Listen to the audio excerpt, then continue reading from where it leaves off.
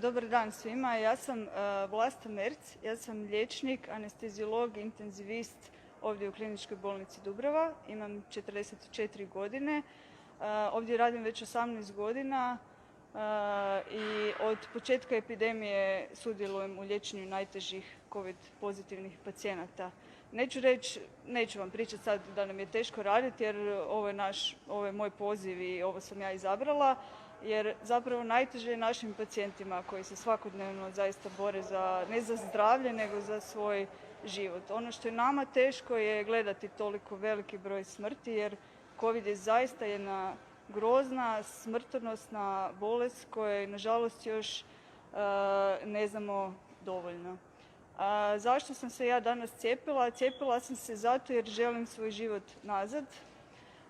Želim zagrliti svoje roditelje bez straha da ću ih zaraziti. Želim da moje 9-godišnje dijete me više ne pita o koroni, o eboli, o zaraznim bolestima, nego da pričam s njim o temama koje su prikladne za njegove vršnjake.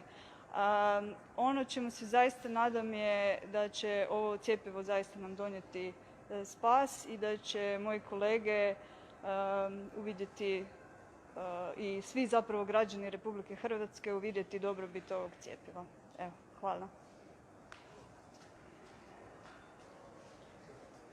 Dobar dan svima. Ja sam sestra Silvija Iveković, radim u ovoj ustanovi 20 godina.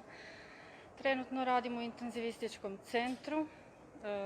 Zahvalna sam na ovoj prilici što sam se među prvima mogla cijepiti. I svojim primjerom zapravo želim potaknuti sve sestre da se cijepe kako bismo dobili priliku da vratimo svoj život natrag, onako kakav je bio prije COVID-a. Pa evo, moja kratka poruka, cijepite se da zaštitimo sebe i druge. Hvala.